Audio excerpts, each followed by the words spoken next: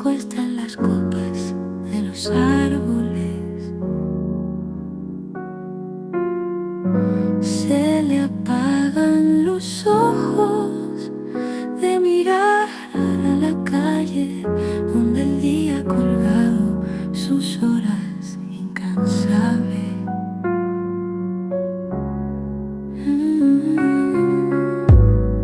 La tarde tiene sueño y se duerme mecida por los árboles.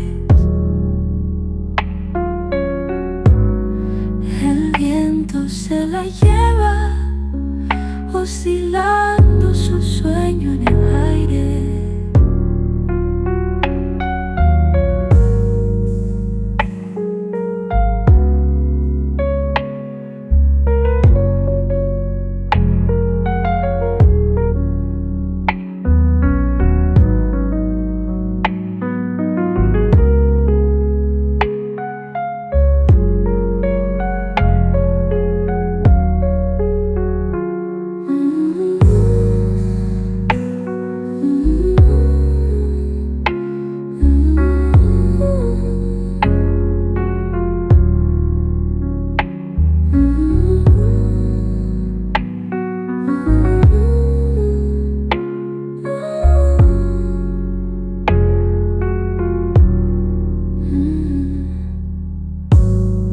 La tarde tiene sueño y se acuesta en las copas de los árboles. Se le apagan los ojos de mirar a la calle donde el día ha colgado sus horas incansable, incansable.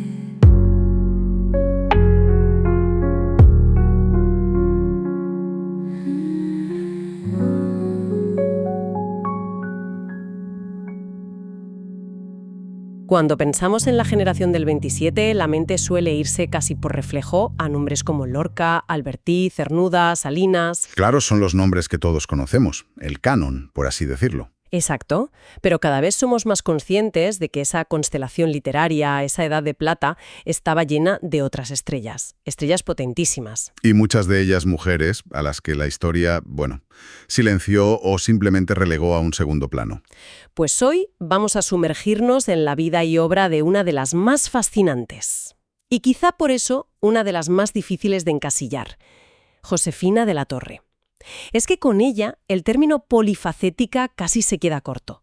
Estamos hablando de una artista total. Totalmente. Fue poeta, novelista, actriz de teatro, de cine, guionista, incluso ayudante de dirección y cantante lírica. Una mujer que se movía, con una soltura increíble entre la vanguardia literaria de Madrid y, poco después, los estudios de doblaje de la Paramount en París. Su vida es un puzzle. Justo.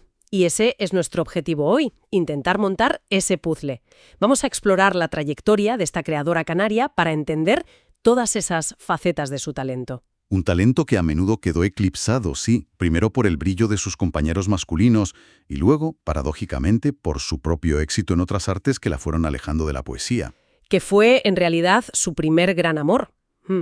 Pues empecemos por el principio. Josefina de la Torre nace en 1907 en Las Palmas de Gran Canaria. Y no en cualquier familia, era una familia burguesa, muy culta. Su hermano Claudio de la Torre ya era un escritor reconocido, había ganado el Premio Nacional de Literatura. O sea que crece en un ambiente donde crear era lo normal, el pan de cada día. Pero el punto de inflexión es su llegada a Madrid en los años 20. Claro, y hay que imaginar lo que era ese Madrid. El epicentro de una efervescencia cultural única. Las vanguardias, la residencia de estudiantes, todo estaba pasando allí. Y ella no llega como una simple acompañante de su hermano famoso, no. Para nada. Se integra de inmediato, con una naturalidad pasmosa. Empieza a publicar y a colaborar en las revistas que marcaban el pulso de la modernidad. ¿En cuáles, por ejemplo? Pues en Verso y Prosa, en la Gaceta Literaria, estaba desde muy joven en el centro de todo el movimiento. Y es justo en ese año mítico, 1927, el que da nombre a la generación, cuando publica su primer poemario, Versos y Estampas. Me parece que este libro es la primera pieza clave de su puzzle. Sin duda. Y lo fascinante aquí es el quién y el cómo. El prólogo de esa primera obra se lo escribe nada menos que Pedro Salinas, Salinas. una de las figuras más consolidadas e influyentes del grupo. ¿El mismo? Y es él quien la bautiza con un apodo que la acompañará siempre, la Muchacha Isla. Vale, Muchacha Isla suena muy poético, pero eso, ¿qué significa en la práctica? ¿Qué la hacía diferente de la poesía que se estaba escribiendo en Madrid? ¿Era solo una referencia a su origen canario? Es mucho más que eso. El apodo, Bueno, es que encapsula a la perfección la esencia de su primera poesía. Era una voz de una sencillez y un lirismo extraordinarios. Muy íntima, quizás. Muy íntima, casi confesional. Mientras muchos de sus contemporáneos exploraban las vanguardias más rompedoras, ella construía un universo muy personal a partir del paisaje de su infancia. El mar, la playa. El mar, la playa, la luz de la isla, son elementos que usa para hablar de recuerdos, de sensaciones, con una voz muy sincera, transparente, sutil. No había grandilocuencia en ella. Salinas vio con mucha inteligencia que su voz venía de otro lugar, con otra luz. Era un aire fresco, distinto. Entonces parece que tiene el camino trazado. Una joven poeta con un primer libro exitoso, apadrinada por Salinas, en el centro de la vanguardia. El siguiente paso lógico habría sido un segundo libro. Sí, eso habría sido lo esperable. Pero es que la historia de Josefina de la Torre es una caja de sorpresas. No se quedó ahí, ¿verdad? De repente, París y el cine entran en escena. De una forma totalmente inesperada. Se traslada con su hermano a Yonville, a las afueras de París, donde la Paramount había instalado sus estudios europeos. Ah, para hacer las versiones en español de sus películas. Exacto. Y aquí es donde la historia se pone realmente interesante, porque no iba solo para acompañar a su hermano. Ella iba a trabajar. ¿Y qué hacía exactamente allí? Pues aquí viene uno de los detalles más fascinantes, casi novelescos de su biografía. Trabajó como actriz de doblaje. Actriz de doblaje. Y no con cualquiera. Lo hizo junto a un joven Luis Buñuel. No me digas. ¿Buñuel y Josefina de la Torre doblando películas juntos en París? Sí, sí.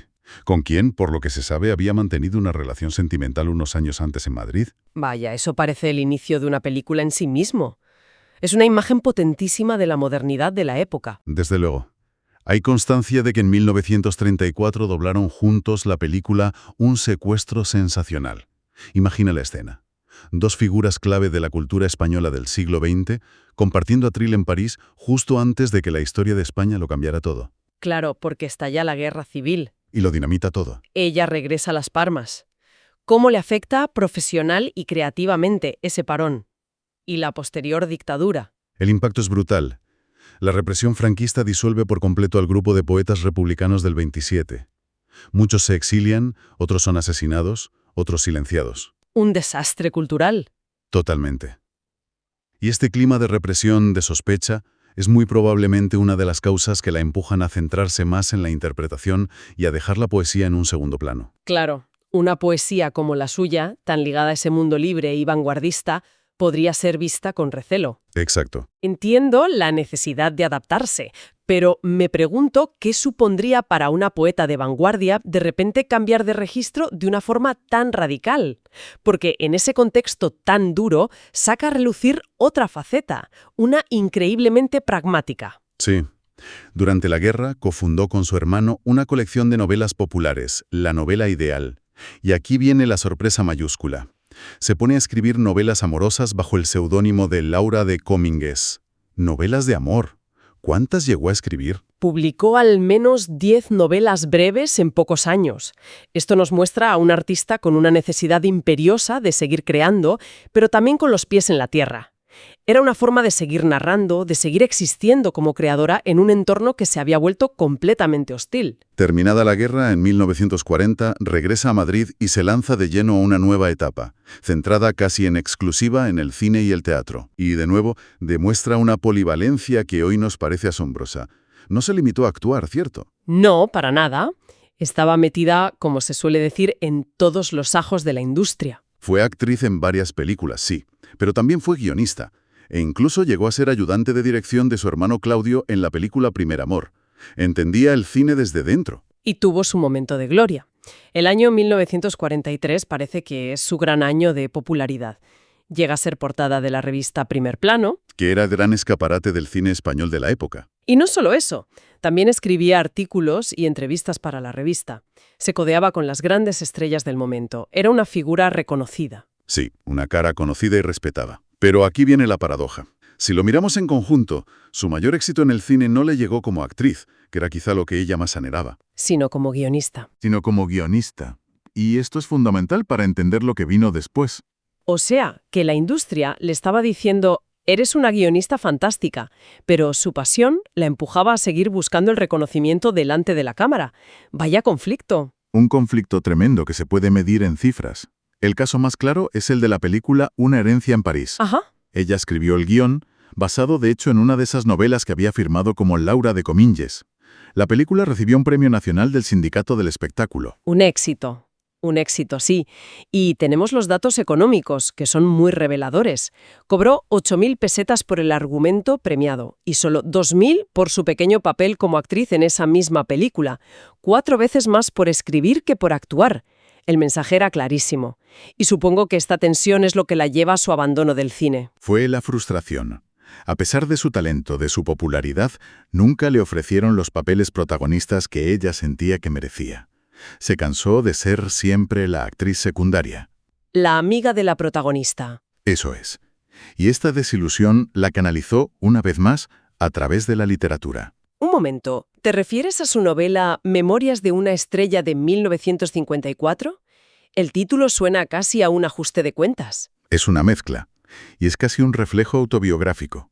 Narra la historia de una actriz que, en la cima de su fama, decide abandonar el cine harta de la superficialidad, de la envidia. Harta de la industria. Exacto. Es imposible no leer entre líneas sus propias vivencias. Su decepción con un mundo que la utilizó como rostro popular y como guionista de talento, pero que nunca le dio el lugar que ella buscaba. Es una novela corta, pero muy amarga. Qué frustrante, ¿no? Demostrar tu valía en tantos campos y que la industria te encasille. Me imagino que el teatro fue un refugio para ella después de esa decepción. Totalmente.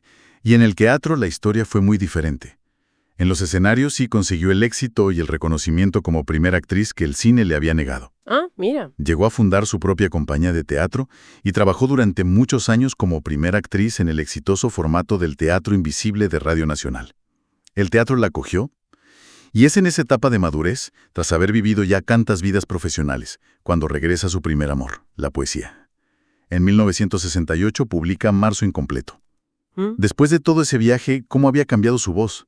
Ya no podía ser la muchacha Isla. En absoluto. La voz que encontramos en sus poemarios de madurez es mucho más compleja, más densa, a veces más oscura.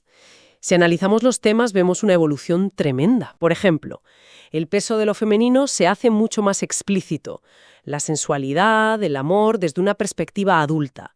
Y un tema recurrente y doloroso que es la maternidad frustrada.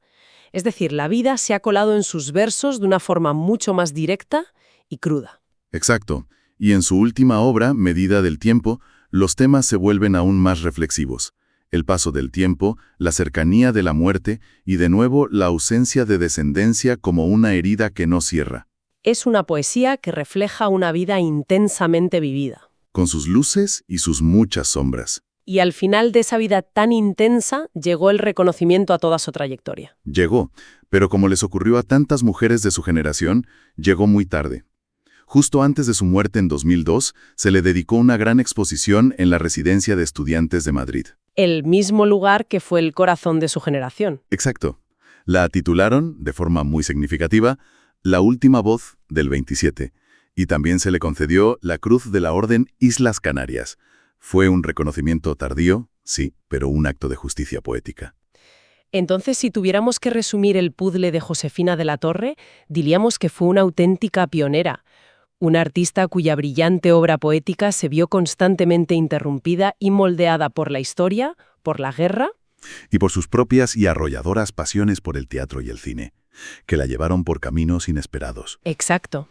Sin duda, fue mucho más que la muchacha Isla de sus inicios, aunque esa imagen sea bellísima y fundamental para entenderla. Fue una artista completa que supo reinventarse una y otra vez. Navegó las turbulentas aguas culturales y políticas de su tiempo. Y consiguió dejar una huella personal y valiosa en cada una de las disciplinas que tocó. Su historia es también la de muchas mujeres de su generación, obligadas a diversificarse y a luchar en múltiples frentes para poder seguir creando. Y todo este recorrido nos deja una pregunta en el aire. Si Josefina de la Torre hubiera centrado toda su energía únicamente en la poesía, si no se hubiera diversificado, ¿ocuparía hoy un lugar junto a Lorca, Salinas o Alberti en el canon popular? Es la gran pregunta. ¿O fue precisamente esa versatilidad, ese talento repartido entre versos, escenarios y platós, lo que la define como una artista única y verdaderamente moderna, a pesar del posible coste que tuvo para su fama estrictamente literaria?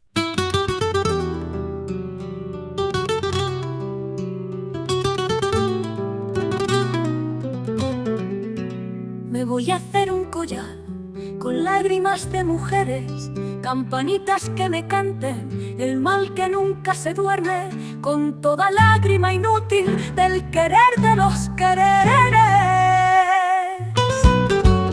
Desde el primero hasta el último, amorcito de mi frente, de collar de siempre vivas, para mi garganta y sienes, estrellitas de los cielos, luceritos de las fuentes. Me voy a hacer un collar con lágrimas de mujeres. Me voy a hacer un collar precioso que no se pierde.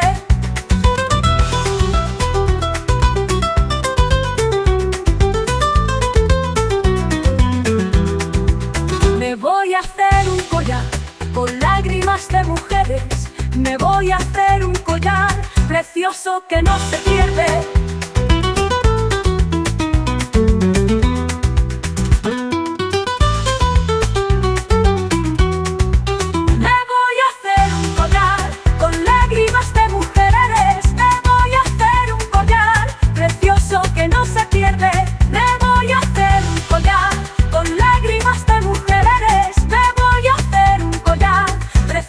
Que no se pierde. Desde el primero hasta el último, amorcito de mi frente, que collar de siempre vivas, para mi garganta y sienes, estrellitas de los cielos, luceritos de las fuentes. Me voy a hacer un collar con lágrimas de mujeres. Me voy a hacer un collar precioso que no se pierde.